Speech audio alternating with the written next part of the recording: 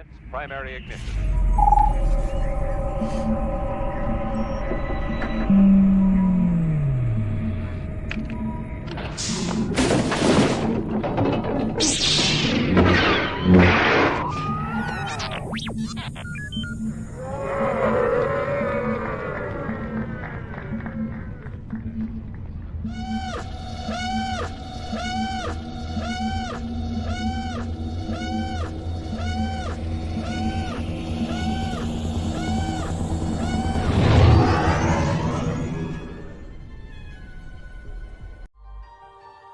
Hi, my name is Omid Iftahi. I play Dr. Pershing in The Mandalorian, and you are watching the Virtual Cantina Network.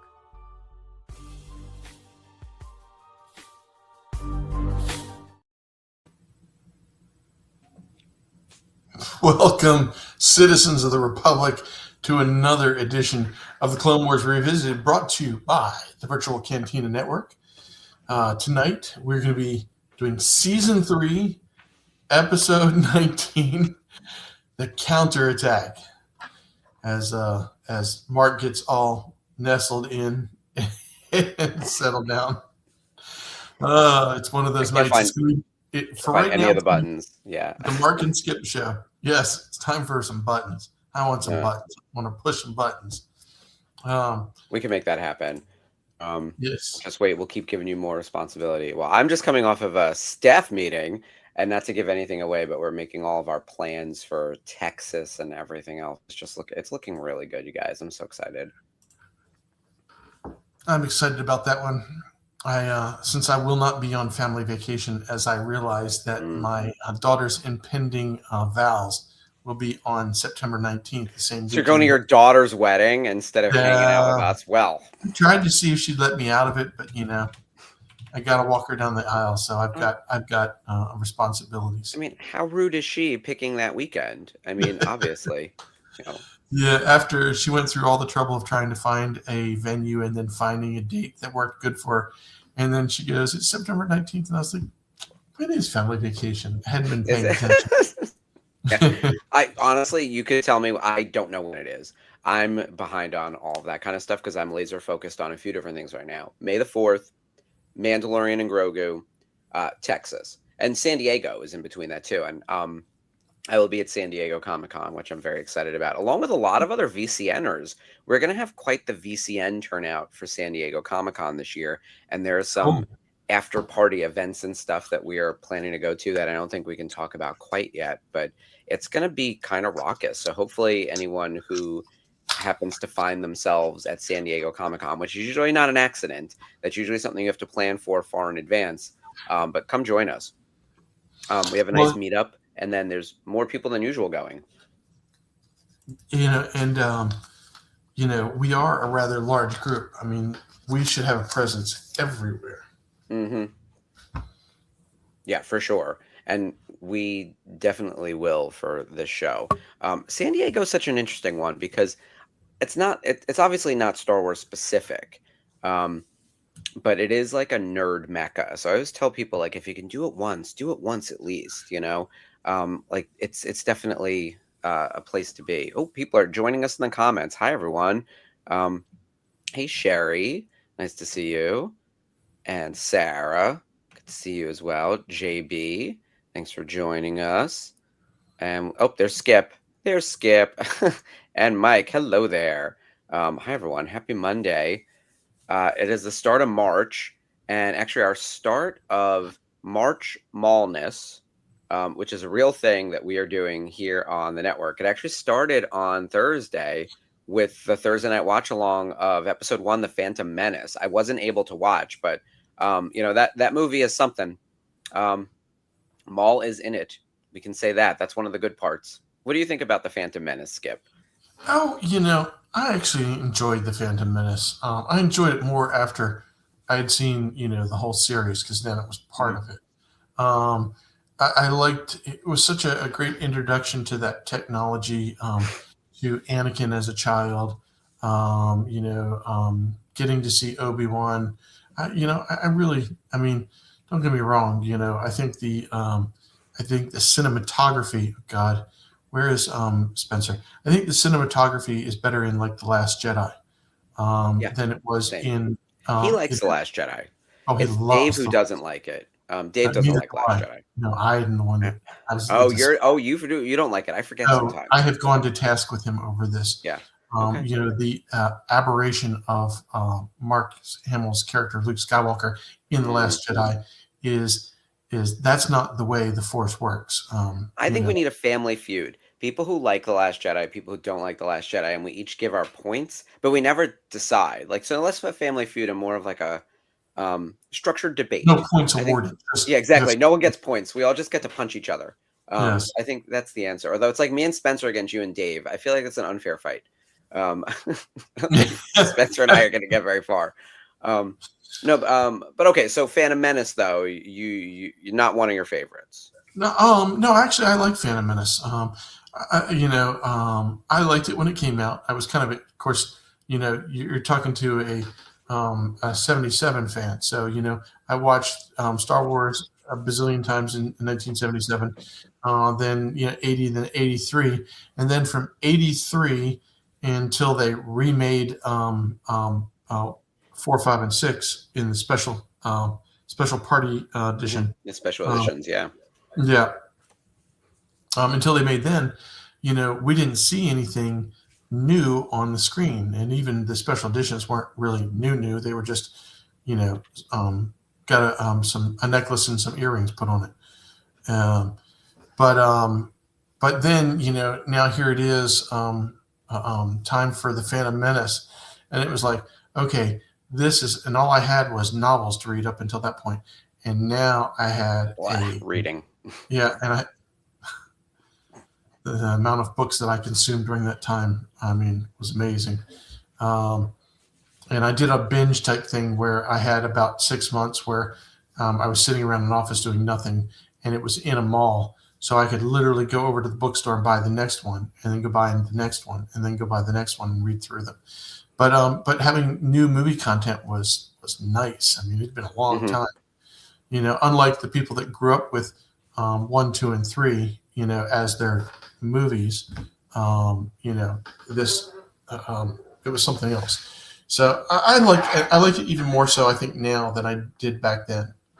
The whole introduction to Naboo and the battle scenes, and most importantly,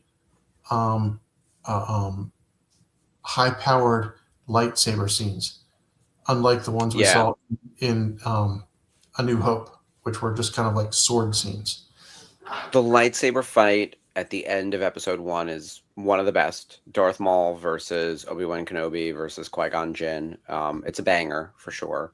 I do want to put up some of these comments. We have some love for Phantom Menace. So Mike Delicard, who is also a 77 fan, and he likes TLJ. That's an interesting overlap. OT, prequel, new trilogy, liking all three. Rare for sure. Sarah also likes The Last Jedi, and yes, I am allergic to books. But yeah, from a Phantom Menace perspective, I don't like the movie, frankly. Like, I find it really long and dull, and I hate the fact that Anakin is such a child. Like, I would rather have seen him as like an angsty teenager, and we could have just like bent the rules that like these kids, train for years and years and years and years, and it's perfectly fine if you get trained a little bit older or whatever. I mean, Luke was 20 something or 19 or whatever. So I feel like there's a lot of broken stupidity for no reason. But the special effects of the time are groundbreaking, and the lore and the world that is built is really interesting. Like, the Clone Wars makes it better. Obi-Wan Kenobi is really good. I agree with that. Ewan McGregor as Obi-Wan. The first time we've seen more than one Jedi in a movie. Yeah. A New Hope. Full council. It's great. A New Hope, Obi-Wan Kenobi. The Empire Strikes Back, Obi-Wan Kenobi. Mm-hmm. And Yoda. And then Return of the Jedi, Luke Skywalker, but still one Jedi. Now we've got bunches of Jedi. Yeah, it's definitely cool to see the lore expand, and see a bunch of them in different species and aliens. They don't do a whole lot with them. I'm gonna put up Sherry's comment because she also loves all the trilogies, and I'm assuming Me Too, Mike. It's referring to all three of the trilogies. This comment. Oh, I mean, here's what's so funny. I think episode 1 is like inherently dull because of the Senate scenes, and they're the ones that have aged the best, because they are not only too real, they sort of are the string that Andor pulls. Like Andor taps into that political unrest, and honestly, the Clone Wars do as well. Like there are full episodes of the Clone Wars where we're just standing around in the Senate watching Mon Mothma or Bail Organa or Padme like yell at people from across the room or get yelled at by people, and that's the episode.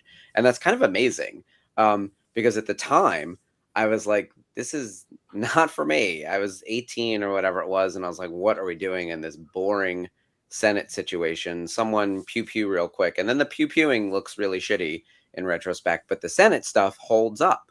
And as cheesy and over the top as it can be, I think it's some of the best scenes. And yeah, Andor rocks, Mike. But yeah, I missed the Thursday night watch along to bring this all back to where we were. So I hope everyone had a great time watching Phantom Menace with the boys. It continues this week. All things Maul, the March Maulness of it all. And I'll put up the graphics so everyone can see. Look at how scary the new Maul looks. Like he just is, or I guess that's Clone Wars, but his animated appearance is just so creepy. JB is going to be on this Thursday, talking Clone Wars Season 4, episodes 21 and 22, and then Season 5, episode 1. So this is actually Maul's return. They're getting to it on the Thursday night watch along long before we will. We are far away from that. Like it would take us another 20 weeks to get there, and we did not want to miss this opportunity. So they're going to cover it on the Thursday night watch along, so it doesn't disrupt what we are doing here on Clone Wars Revisited. So we're not hopping around like lunatics like we did on Rebels Revisited. Good Lord. But yeah, it'll be a good time. Yeah, it's I came onto the show tonight and Mark had that slide up, and I was like, "What? We're not anywhere close to season 4." No. And then all of a sudden I was like, "Oh yeah. It's Maul. It's the March to Maul Madness." Yeah, that's the graphic. Because Maul is a month away now. I mean, we're basically 30 days out. We are going to do something as a channel, like a prediction show, like a whole huddle with everyone to talk about what we're expecting, because we don't really know that much. They did just drop a new beat of information that apparently the show is going to take place 1 year after the final episode of the Clone Wars. So I guess like a year into the creation of the Empire, which means it overlaps with Bad Batch. So in theory, we could run into the Bad Batch, and anyone else who's alive at the time, like Fennec Shand and Cat Bane, I don't know, youngish Boba Fett, all of that. Any of the Jedi on the run. I doubt they're going to hit us with a lot of Easter eggs in this show. It seems really focused, I hope, and a whole new story. What I don't need is the Easter egg parade. Yeah, it's all right to avoid that occasionally, because the Easter egg thing makes it seem like everybody knows everybody. And trillions upon trillions of beings in this universe, and all of a sudden the same 30 people all tend to know each other or related, or parents or whatever. We joke about that every week because it's patently ridiculous how everyone's connected. But trying to think of what else is going on in the Star Wars news of it all, because we are almost getting ready for Maul. So within the next 4 weeks, we're going to have a new TV show airing. We're going to have an after show. It'll be all anyone's talking about or all things Maul as we get ready for Mando. But last night, Harrison Ford was honored at the Actor Awards, formerly known as the Screen Actors Guild Awards, the SAG Awards. Now that they're SAG-AFTRA, they dropped the SAG of it all, and so they're just the actors. So the Actor Awards were last night, and Harrison Ford received the Life Achievement Award, and he was actually quite emotional about it. You know how he is; he's like the live-action grumpy cat, but he came prepared to say something sweet and seemed to be having an emotional moment that was earnest and true for once, as opposed to the snarky bitch that he usually is. So that was a nice change of pace. Did you watch it, Skip?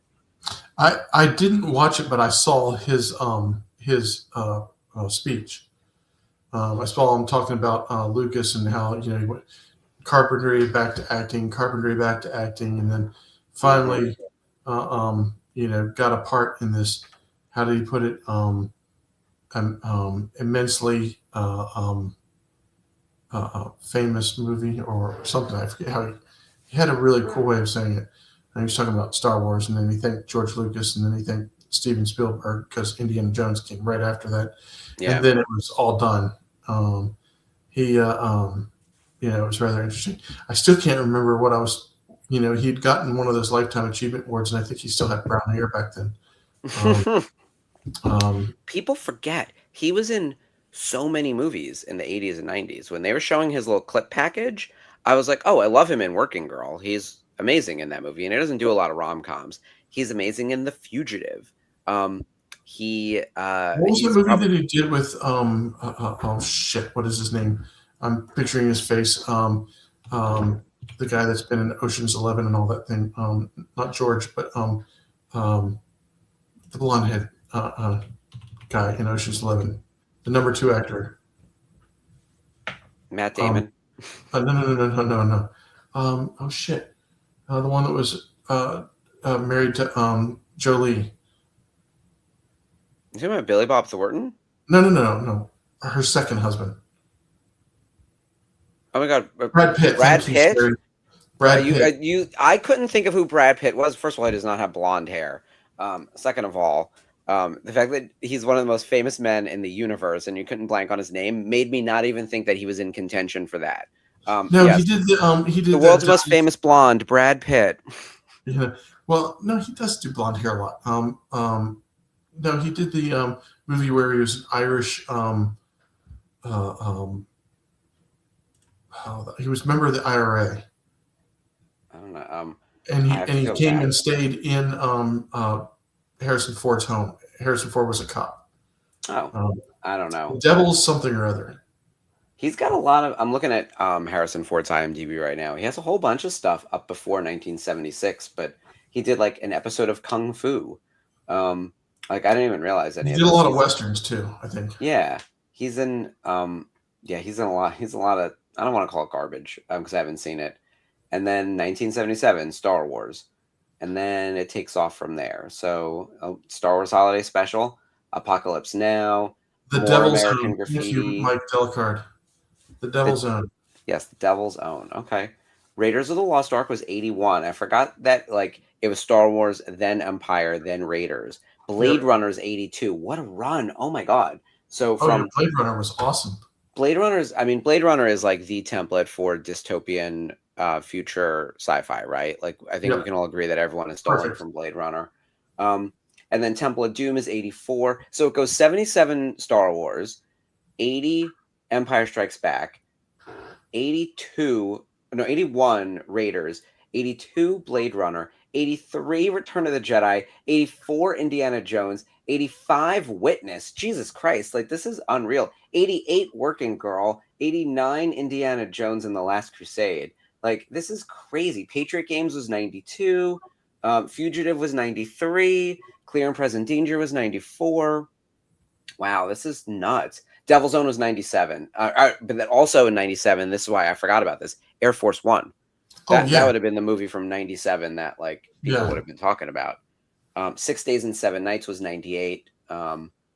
Let's see, what else came out that was worthwhile? There's a lot of other stuff in here. I'm only hitting the high notes over here, and those are all high notes.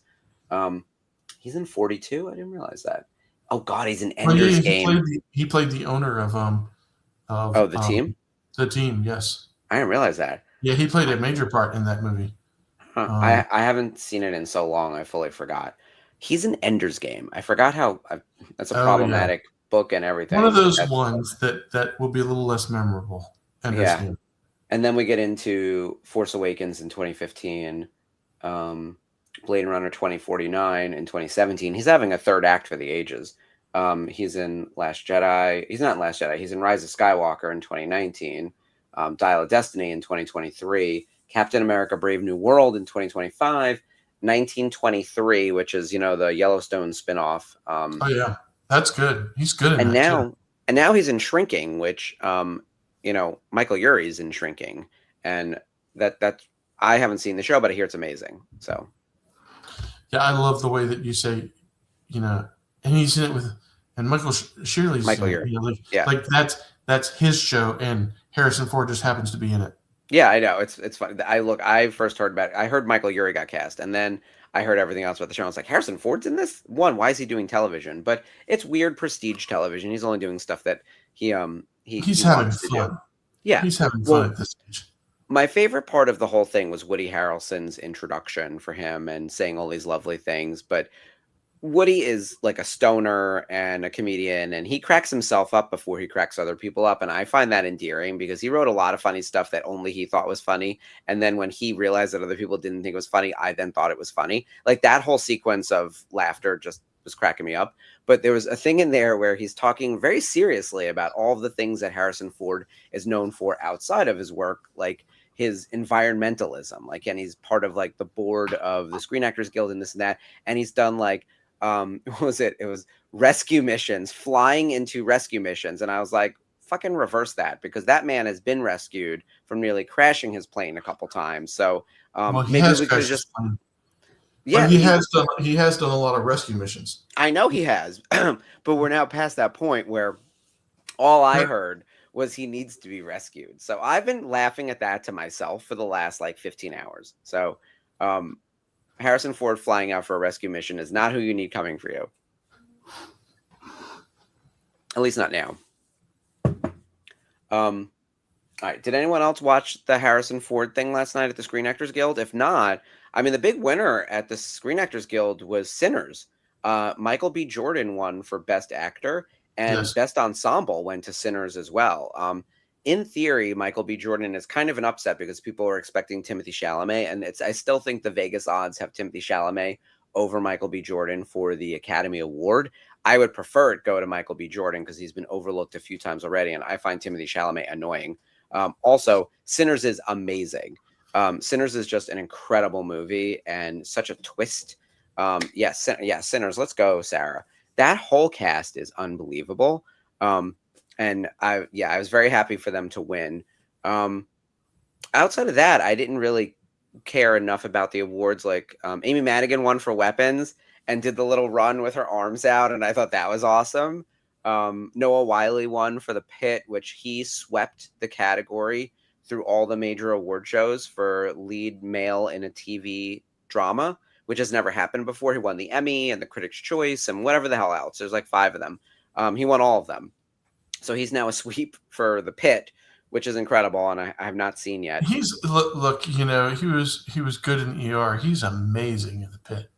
That's what I hear. So I've seen a couple clips on Instagram of just like people talking about why this show is so good. And so I keep saying I have to sit down and watch, but I can't deal with that level of intensity in my television. Like I can't anymore. It's too anxiety driving. So I realize that everyone's going to survive from the main cast until the end of the series, but that wasn't always the case, right? They kill people on ER and Grey's Anatomy all the time. Like, I don't need that. Like, I don't need to tune in. Like, I know when I tune into Abbott Elementary, every single one of those teachers is making it out alive, right? Like, I don't need to tune into The Pit and think that maybe this, like, random doctor is going to get hit by a helicopter that falls from the roof, right? Which they literally did in ER. Sarah's going to not watch The Pit, and then about 5 years from now, she's going to watch it and go, "Why the hell didn't I watch this earlier?" No, but I feel this. It's the same.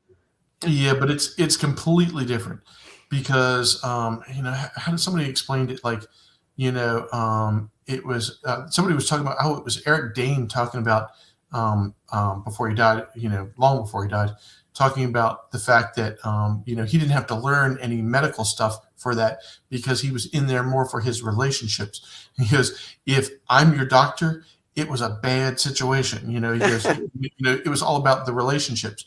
Whereas this is definitely like the people who are in the medical field go, "Damn, that's so realistic. It's not funny." And it is done really well. And Noah Wile's, the reason I said that is Noah Wile's interactions, emotional connections, his emotion that he shares on that screen is so intense and so spot on. Mm-hmm. Little facial things that he does, and then just the way he handles things. It's not what you would kind of clearly expect from a medical show. So it is spectacular. I heard it can be kind of brutal because it also sort of takes place in real time. So every episode is an hour, which is kind of the method that 24 shot in. Yeah. Right? Wasn't that show taking place over the course of a It was. day? Every episode was 24-hour period. Yeah, like that's intense. Again, it comes back to the level of intensity. Like I don't know if I could maintain that in my television I viewing. binge watched the first season, all but the And you didn't last have a episode. heart attack from it? Like No, I I was like, oh yeah. What's next? I, I got to see what's going to happen. I feel I'd like be that like works in a tired, going, movie. fuck it, I got to Like watch this. a movie could probably get me like that because for 2 hours. So I saw Scream on Thursday, Scream 7, and that's a 2 hour movie. And even within that, there's ups and downs. Like there's a killer on the loose.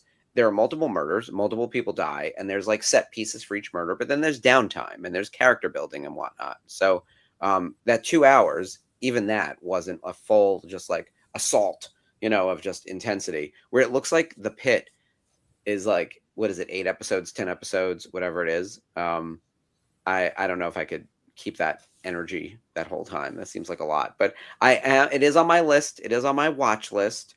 I need to get to my watch list. I don't know when that's going to happen, but I did see Scream because that was important to do on Thursday. You don't really care for the Scream franchise, right, Skip? I never watched the first one, so it's kind of hard to get all excited about the others. We talked about this last week. That's right, because I berated you for it. All right, so everyone in the chat, did anyone see Scream 7? No spoilers. At this point, the spoilers are everywhere.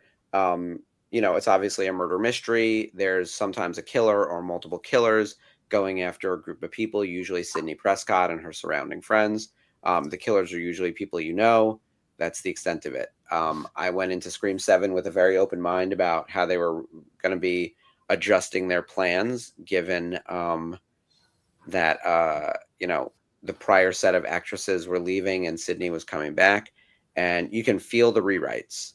That's my one thing. Like I liked it. It wasn't perfect.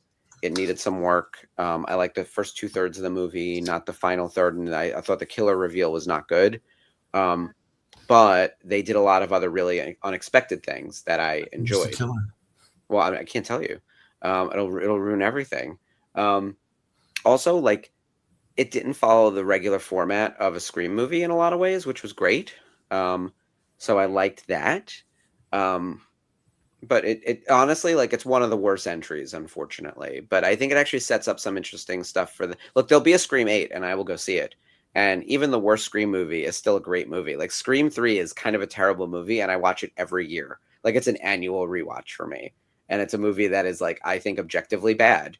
But I love it. It's become camp now. Like, I quote lines from that movie. So it's the kind of thing where, and Parker Posey's in it, and she's the most quotable one. She's insane. She plays like a delusional version of Gale Weathers in Universe. So, yeah. So that I didn't even know. So, Sherry, this is what's interesting. I'm just going to put that up here because, like, there's a lot of misinformation just floating around on the internet. So don't trust the sources there. That being said, the killer reveal was surprising, but also bad. It could be two things, right? But the cast list is big in this Scream movie. There's a lot of superfluous people and high body. It's a high body count movie too. Outside of that, I can't think of what else mattered this week in pop culture. Connor Story hosted SNL. That was huge. So I was in on Saturday night watching that, and I thought it was fantastic. SNL was funny for the first time in ages. Connor Story was terrific. The heated rivalry grip continues on all of us. Hudson showed up for a cameo. I'm trying to think of like anything beyond that. I feel like that was the big story. Oh my God, Monarch's back. You're right, Sarah. I watched the first episode. It was really good. Oh, is it back? I haven't watched it. It's back. Yes, Monarch season 2. Let's go. We watched an explainer video, I think from Screen Crush, who broke down like everything that happened in the first season, and even the explainer video made my head fucking spin because there we go. Yep, JB, Monarch season 2. So we know what you guys are watching at home. Yes, and we talked about this last week. I almost forgot. We watched it on Friday because we had Monarch season 2, RuPaul's Drag Race, and then SNL on Saturday. We saw Scream on Thursday. So it was actually a busy week in the pop culture. But Monarch season 2 was good. It reestablishes where everyone is in the various timelines, gets everyone into a set location, and now there's a new threat. And it's separate from Godzilla and Kong and everything else. There's another kaiju to be reckoned with. And of course, it ties back to the old-timey team, because there's a team that there's like multiple timelines in the show, Skip. And so Wyatt Russell and Kurt Russell. Wyatt Russell is playing the young version of Kurt Russell. Timelines. Yeah. We get a lot of stuff with him and the rest of that crew at the time, with the new threat that's going to be happening in present day. I got to tell you right now, I could watch the Wyatt Russell trilogy, like the trio, the three of them in the past, the whole time. I do not care about the current team, honestly, like the modern day team at this point. Like, I'm really all in on the trio that is Wyatt Russell, the grandmother, the mom, the woman whose name I'm blanking on, and then the other guy who turns into John Goodwin, John Goodman. Yeah, John Goodman, from Kong. I can't remember any of these people's names, but they're great. Well, Sherry, I enjoyed that. Bridget and I watched that episode together, and it was a good one. We're gonna hawk some Trek. I told you I saw Trek in the bar last week. From just being on screen. I still not have tuned in to watch, but it's on my list. And yes, JB Sea Monsters. So yeah, was the last episode of Star Trek emotional? Like, it was sad, or emotional, but not really sad. Well, it was sad, but wasn't. It was just in a very emotional story. Okay, I gotta tune in. I'm hearing good things. I'm hearing that it's very character driven, and there's not a lot of action. It is. It's a good combination of character driven and action in there, and their sets and their cinematography is done well. Oh, all right, excellent. All right, we're coming up on that time where we need to watch some Star Wars. We've talked about Scream and Star Trek and Harrison Ford and a bunch of other stuff, but we got to get into Clone Wars. So we're going to jump into tonight's episode. Skip is going to read our description of Season 3, Episode 19, Counterattack. The Jedi split up to safeguard the information, but find that escaping the Citadel is even harder than getting in. Who would have guessed, right? Anything that can go wrong will. Less of a moral and more of a warning, it sounds like. But yeah, that seems to be the state of the world at the moment. All right, we are going to open up our Disney Plus machines, tune into Season 3, Episode 19, Counterattack. I'm going to hit that countdown, and then you guys are going to hit play. And here we go.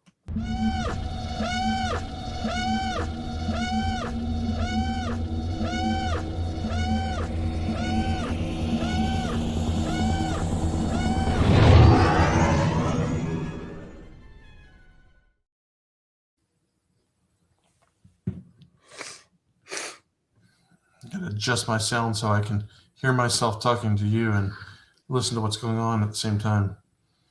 Anything that can go wrong will. And they will. They absolutely will. Isn't that Wood doing the who's the voice for the introductions? Oh, that's always Tom Kane. Tom Kane. Yeah, doing the narrator. We wanted him to sign autographs as the narrator, but the narrator isn't Yularen, it isn't Yoda, obviously. It isn't a character, period. It's just his sort of disembodied voice. So we weren't able to get narrator autographs from Tom Kane when I was at Topps. He had to sign as Yoda or one of his other credited characters.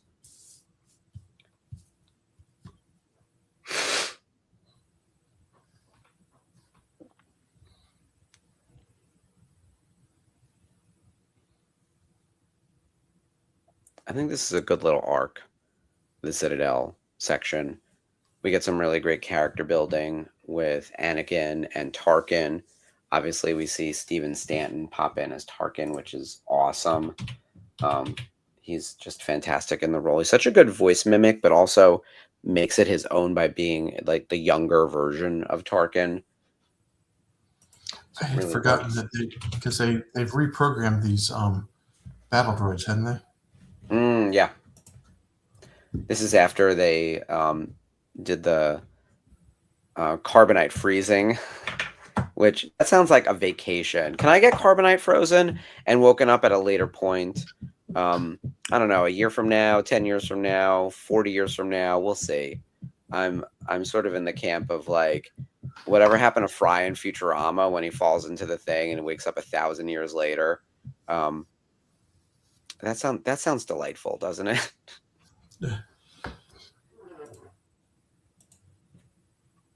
The trick will be if Anakin arrives on time.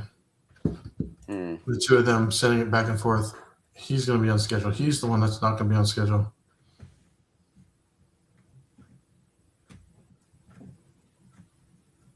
There's Jedi Master Eth Koth.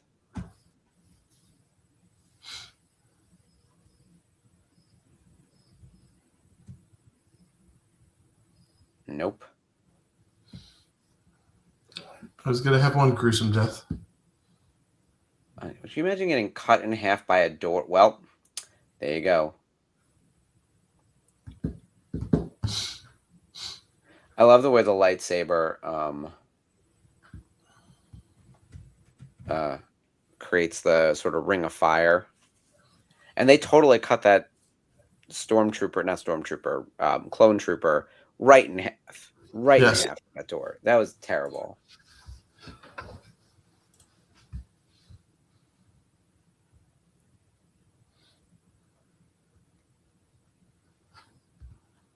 We're in counterattack. I'm opening up the IMDb. This one has an 8.0 out of 10. That's not bad. Cast includes James Arnold Taylor as Obi-Wan Kenobi, Matthew Wood as the battle droids, Stephen Stanton as Tarkin, Blair Bess as Evan Piel, Jedi Master Evan Piel, Corey Burton as Count Dooku. Count Dooku wasn't in the last one. Matt Lanter as Anakin Skywalker, Ashley Eckstein as Ahsoka Tano, D. Bradley Baker as the Clone Troopers, Tom Kane as the narrator, and I don't think Yoda's in this one. And then Terrence T.C. Carson as Mace Windu. It's a good cast. I feel like I say that every episode. It's like, what a good cast. There hasn't been one yet where I'm like, what an okay cast. They're the okayest.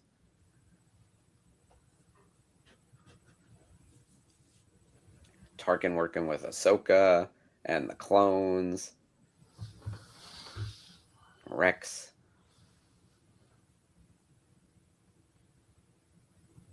There's another probe.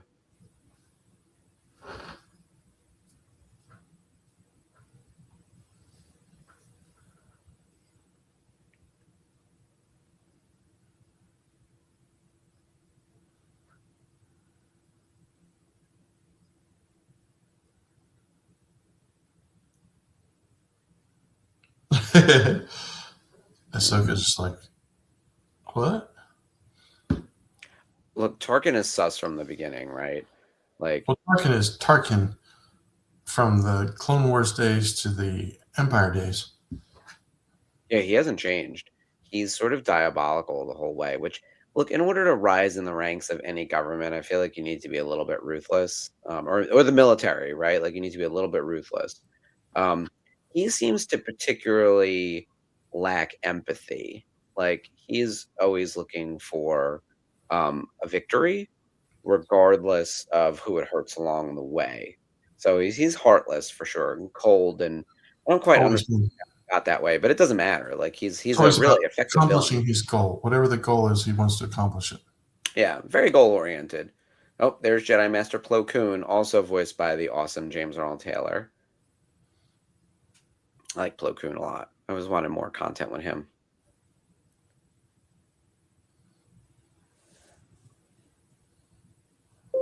Oh yeah, so he's just Captain Tarkin at this point. And he's concerned that Ahsoka is too green to lead the mission.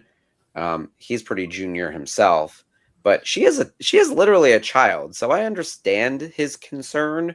But in the field, he has way more experience than her. Or she has way more experience than him. Like she is far and away the pro here. Put in more difficult situations than he can even think about having. Yeah. And she's a Jedi, so she can get out of most of those situations. I don't know what he's going to do. I mean, he's obviously incredibly intelligent. There's no stopping Tarkin. And he makes it all the way through A New Hope. Just about.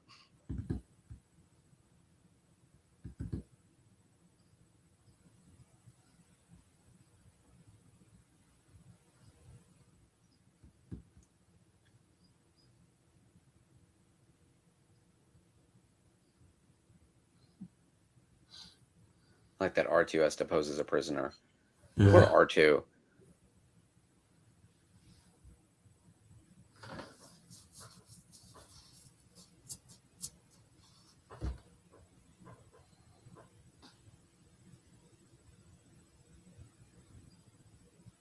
Will surely lure the Jedi into a trap.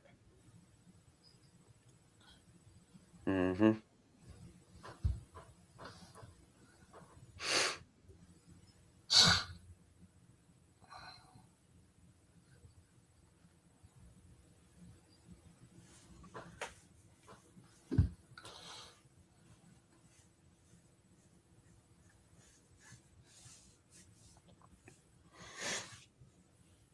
Yeah, Sarah, this is a running discussion, I think, in all of Star Wars. Child soldiers. I mean, what's interesting is like the Empire, which is sort of based on large scale first world countries like the US, don't necessarily use child soldiers, but we do often coerce kids to join the military when they are just at legal age, right? So there's a commentary about that for sure. But other countries for sure use child soldiers, and I don't think it's Vietnam, which yeah, was his template for all of this. yeah, and generally, countries have different ages of consent and what makes you an A adult. lot of African countries who go steal the young boys to turn them into soldiers in their war. But yeah, and look, when life expectancy was a lot shorter, like you probably, if you lived to be 35, you must have really felt like an adult when you were 12. Now I live to be, I think the average life expectancy in New York is something like 83. I don't know how that breaks out male versus female, because I think there's, women always live a little bit longer, but like that means I'm just hitting the halfway basically, which is kind of amazing because I'd be dead 100 years ago. We all would at this point. Like 35 was the life expectancy. was it But really? yeah, like, for a long time, it didn't improve tremendously until I think even the 1960s. Once all the kids stopped dying, when we started getting some vaccines, that was helpful. So, like it's also recent. That's what's so crazy. But yeah, like child soldiers would be a product of a population Well, that you doesn't look live back at particularly long. Benjamin Franklin was having children, in his his 60s and 70s. He was rich and famous. Like he's definitely well, the fact that we even know his name means that he's not an average data point. But most of the founding fathers were only in their 20s. They just look old because of the wigs and the fashion. Like they're wearing those dusty old wigs, so it makes them look like they're trying to look older because they're just fucking children. Which is also why like their ideas are incredibly idealistic, but also incredibly contradictory. I was reading this whole thing about how like it makes no sense to be this like wildly idealized future state while then excluding women, people of color, and you name it, right? Not really creating solutions for a lot of the problems, but stating very broad, like life, liberty, and the pursuit of happiness is very abstract, right? Like what qualifies as life, what qualifies as liberty, what qualifies as the pursuit of happiness. You're not guaranteed happiness, but you can go chase it. Very smart, right? But yeah, it's been here's the thing with the 250th coming up. There's a lot of content right now about like the founding of the country, and I think the biggest thing that people forget is that it was a lot of imperfect men in their early 20s who did a lot of this. So I think that in and of itself indicates a reassessment. I think we're now coming up on 250 years. What would we do differently? Did you ever watch that show Colonial House on PBS? Okay.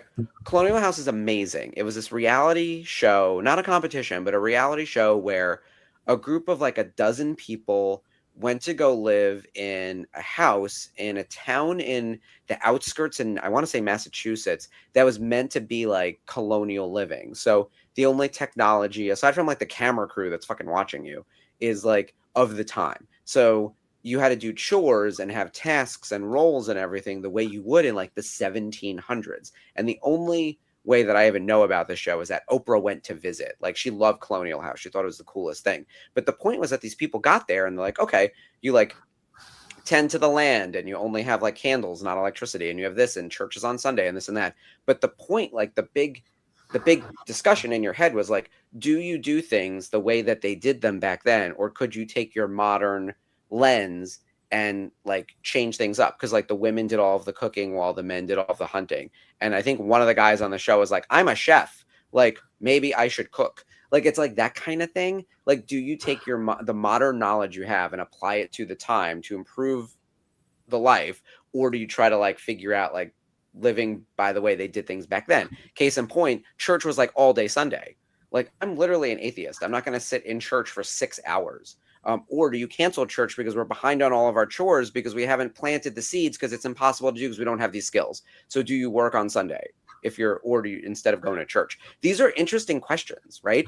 Like, I like that kind of discussion because there isn't necessarily like a right or wrong answer to it, but it gives you like the mindset of like what was going on back then. How would we address these problems now?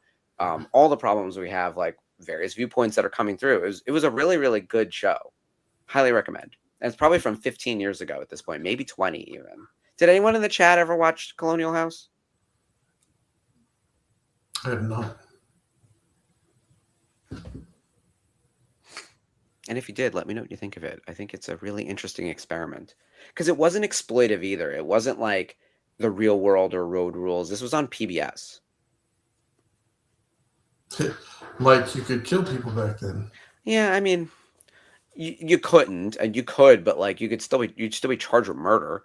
Like, there were still laws. Meanwhile, I love Anakin and Tarkin just having little moments together. Come in.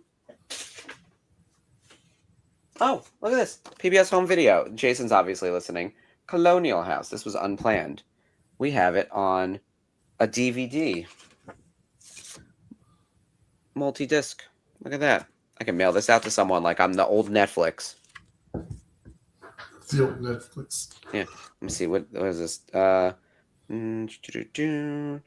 Oh, 2004. This shit came out 20 years ago. All right.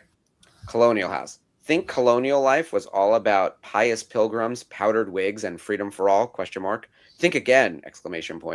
Over 24 modern-day adventurers from the U.S. and the U.K. find out the hard way what early American colonial life was really like when they struggle to create a functioning and profitable colony. I forgot about the profitability thing. Oh my God. The 8-part Colonial House shatters historical myths and common misconceptions by tracking the firsthand experiences of the colonists as they lived for 5 months, oh my God, on an isolated stretch of the Maine coast. So I got none of this right. It was not Massachusetts. It wasn't short. This was 5 months. Oh, what happens when people are removed from familiar modern conveniences and placed into a 1682 era society with puritanical civil laws, rigid class and gender roles, indentured servitude, and mandatory religious worship? That's the thing that would have gotten me. Witness the colonists' personal and communal challenges, seeing both the expected, heartbreaking labor, bad weather, primitive limit conditions, and the unexpected, religious conflicts, surprising confessions. By the way, someone's gay. That's the surprising confession. Devastating news from the outside world. Someone's spouse or someone dies, I'm sure. And then an AWOL colonist. Oh my God, someone goes AWOL. Oh my God. Oh yeah, oh my God, the smell. All right, Sarah, I have terrible sinuses, and even I could smell this house just from watching the show. Like, you know that, like, you can't take a bath. Like, you can't take a shower. This, like, I would die. I'm not made for this. I'm made for this modern life. I'm made to be on the internet with a microphone. I am not made to be in the outdoors.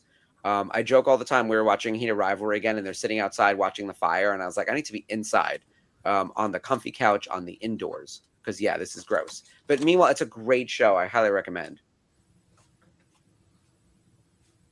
That's going to be my deep cut for everyone to go watch. Yeah, Sarah, I think you and JB would love this. It's also like, I don't want to say it's low stakes, but it is low stress. It's very low stress actually, despite the fact that I know I would not thrive there. I would die. I would die on like day 2. They'd be like, "Oh, he didn't even give it his all, and he died immediately."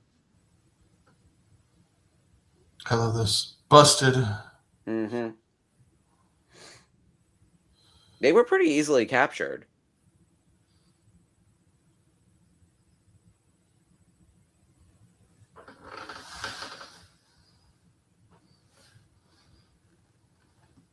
I'm gonna have to go through my DVD collection and see if there's anything else that I can. We've been rewatching Kathy Griffin, My Life on the D List recently. She actually has a whole bit about Colonial House in one of her stand-up specials, and specifically Oprah visiting the Colonial House, which is a treat in and of itself. But that show holds up in a way that I did not expect. Like I really thought 20 years removed, it would feel super dated. Oh no, it is. It is still like a perfect time capsule of reality TV of the time, but also like perfectly crafted. Like it is an industry darling of a show. Yeah, and then speaking of, The Comeback is coming back. Did anyone in the chat watch The Comeback? Has anyone seen The Comeback? The first 2 seasons with Lisa Kudrow? No. That is a banger. And season 3, they're calling it the final season, comes out this March. Valerie Cherish is back as a with a new scripted series, I guess a legacy sequel to her original show. I don't know. They lambast all things in pop culture, but specifically reality television. I think that's why Lisa Kudrow was presenting at the SAG Awards last night, since she has the new show coming out, the new season coming out, I should say.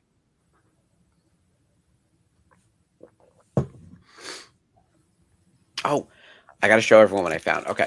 Everyone in the chat, I need you to keep me honest and let me know if this is douchey. When I worked at Topps, we had a card set called Allen and Ginter. And employees would be included in the mix in a very small quantity. And then they gave us our own cards, blank cards. That's me, right? Wearing my t-shirt and holding my lightsaber. And then I could sign the card and then hand them out to people. I have a giant stack of these cards. They're little, right? But there's a whole stack of them. I think I'm just going to autograph a whole bunch of them and bring them with me to the next convention I go to and hand them out with our business cards and stuff. Like, Cool. What else am I going to do with these guys? Like, it's a cute little collectible. I worked at Topps. It's Star Wars-ish. I'll bring them to Texas and hand them out. That'll be my swag. Is an autograph of myself like a douchey piece of swag? I guess that's the question. And if I think it's a cool idea. You think it's cool? All right. Yeah. Okay. All right. I'll use that sample of one to go with it. Because otherwise, what am I going to do with this shit? Like, we did a thorough cleaning this week. My husband was on a cleaning kick, and I loved it because I got all the benefit of him cleaning. As I was like, good job. But now I do have a couple tasks associated with that, including getting rid of these cards. Yeah, Sherry, I'll absolutely give you one. Even if I don't see you in person soon, I will absolutely send you one. I'm going to earmark them for the core VCNers and of course anyone commenting. I'll put some in the mail. That would be a good giveaway at like good swag at like the cons or a family vacation or something. Sherry and JB are trying to get in line for your cards. Here we go. I have plenty of you guys. Don't worry. By the way, it's only these like 7 people are going to want them. And then I'm going to have a stack this thick coming back from Texas. Meanwhile, Colonial House Revisited when? That'll be the next. Oh, that was the other thing. Firefly. Did everyone see Nathan Fillion's Instagram post? It makes it seem like there might be a new season of Firefly. I don't know. But it was too suspicious. So I'm cautiously optimistic. If they do a sequel to Firefly, I'll scream. Like, I'll lose my mind.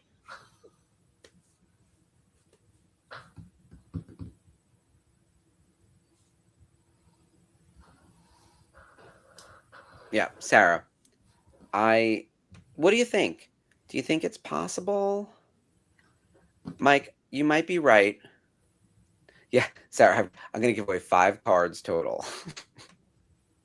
I think it's possible there could be a sequel series. Although we know, unfortunately, that Book, the actor who plays Book, has passed away, and then post Serenity, there are a few other characters who have passed away, including Mr. Universe, who was never in the original show, but Walsh wouldn't be part of it. I think if you do it without Alan Tudyk, it's going to just feel, it's going to be too sad without Wash, you know.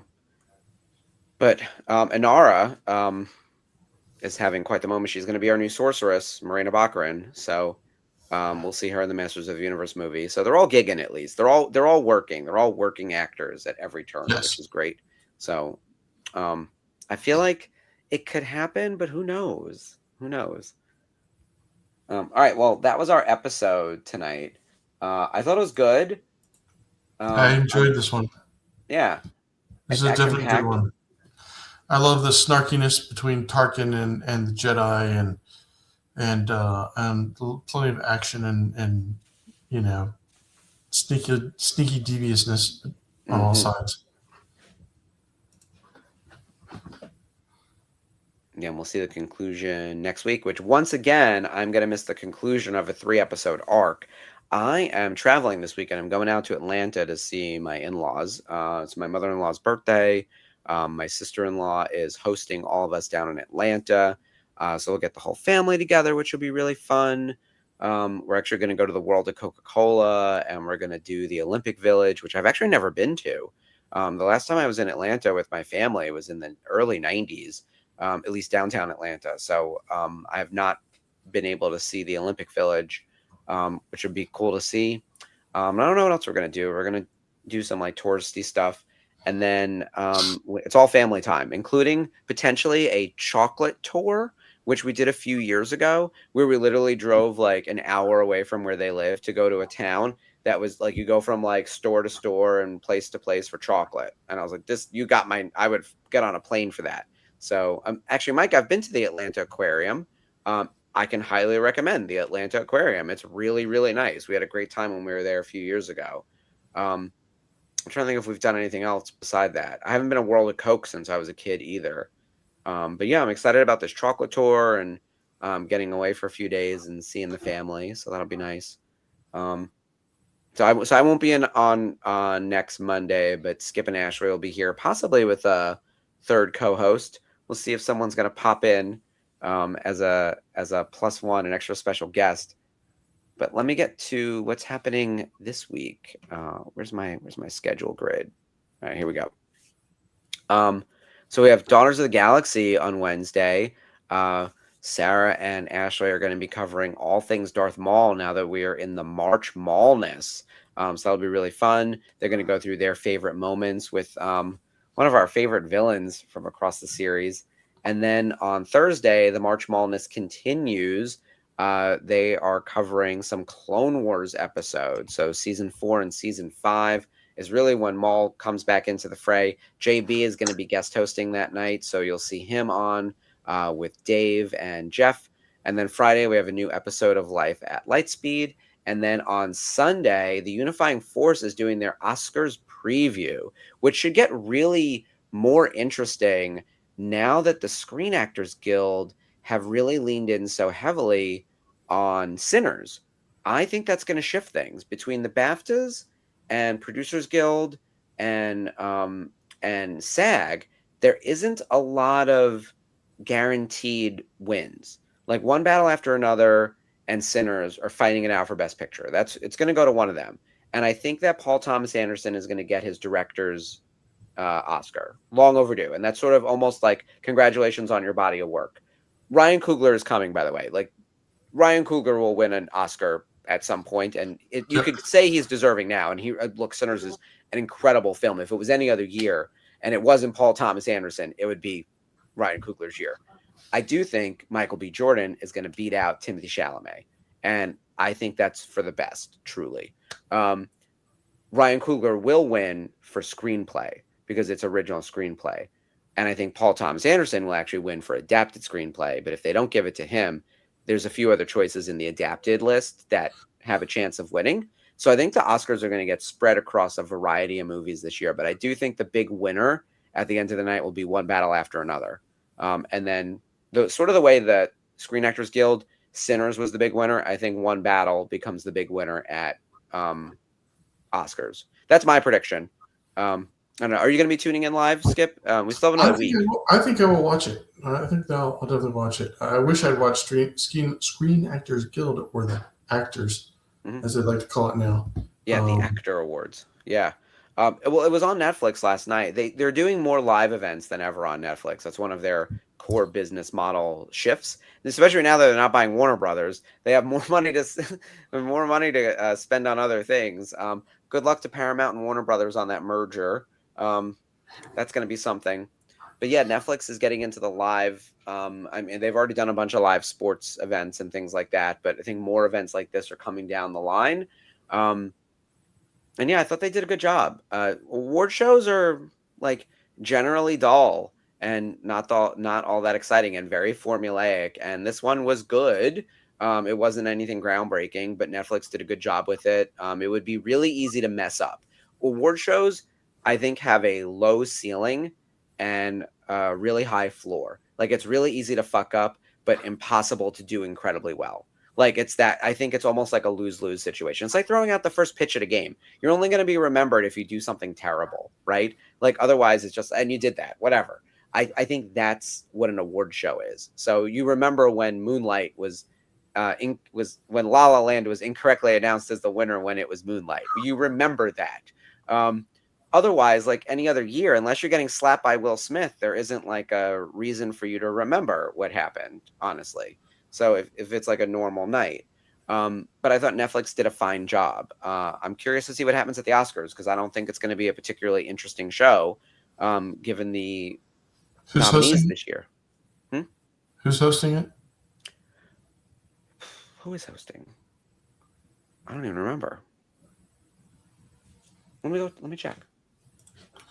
Who is the Oscar host? How do I not know that? They must have told us. And the Oscar goes to... Who is hosting? Oh, the Oscars 26. Conan O'Brien. Okay. He's weird and quirky, at least, so that'll make it fun. Yeah, he's not Billy Crystal. He's also, I hate to be that way, he's old. Like, I don't mean to be an ageist asshole, but like, I'm really tired of like everyone over the age of 60 being the only people who are doing things. Like, a government, media, in charge of things. Like, I need you to leave. So I like Conan O'Brien. I would prefer someone half his age to be doing this. Like, go get Marcelo from SNL. Like, I know that sounds ridiculous, but he would be way more interesting, right? Or bring out the rotating cast of SNL with all of the actors who are under the age of 40, which, by the way, is 80% of the cast now. Ricky Gervais. He's been there, done that, and offended a lot of people. I don't think he's coming back. No, but he was very funny. Yeah, he was good during the couple times at the Golden Globes that he's done it. It's got a better it's got a better venue for him than the Oscars. Yeah, the Oscars are very stuffy, which is how you end up with someone edgy like Conan. Conan was edgy 30 years ago. Now I think he's relatively safe. If you wanted to go edgy, I mean, there's a long list of people you could choose, but you also need someone who like knows pop culture, someone who can be quick on their feet, someone who can roll with the punches, who's comfortable on live television. They're not just reading off a prompter. So you need someone with like a lot of experiences, like live TV experience, I think, is critical. Generally being a funny comedian as opposed to like an actor who can be funny with scripts is a big thing. You need an actual comedian who's good on live television. And that's a small number of people who are also recognizable enough that like they may make you tune in. Like, I can't think of like who would be the right person who also isn't like too offensive. Comedian roast. I'm trying to think of like good roasters. Like, I can't think of not one person comes to mind. Nikki Glaser would be interesting. She's done a few of these, but she's probably considered too edgy. Yeah. And she just did like the Golden Globes. I don't know. But either way, the Oscars are in a few weeks. we have some time. All that to turn back to the Unifying Force is doing a thorough episode this Sunday, so let me not steal their thunder. We'll leave it to Dave and Gio and Kat to talk through everything and give their predictions. We should do an Oscar ballot or something on the Tuesday night Zoom the week before. I think that could be really fun. Sounds good to me. Yeah. All right. Skip, anything else we need to cover? I think we've got it all. Mike is putting his name in the hat for co-hosting next week while you're gone. Yeah, Mike, come on in. We'd love to have you. Yeah, I want to put that up on the screen. I totally missed. It scrolled up too far.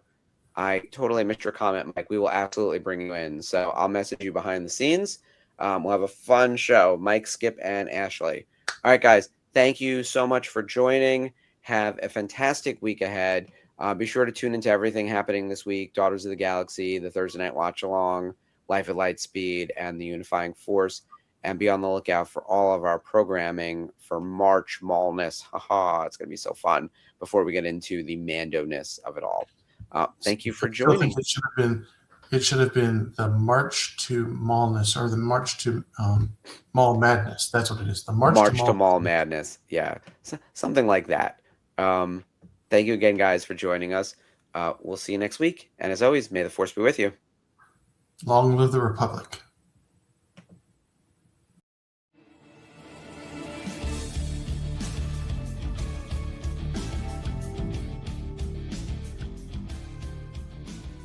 Hello there. Hi, I'm Mark Von Olin, the Director of Programming at the Virtual Cantina Network, and I'm here with James Arnold Taylor, the voice of Obi-Wan Kenobi. Obi-Wan Kenobi. Yes, I know that one well. I have the high ground if I... Wait, yes. Thank you. Now I have the high ground. And you are watching Clone Wars Revisited. This is the show you're looking for.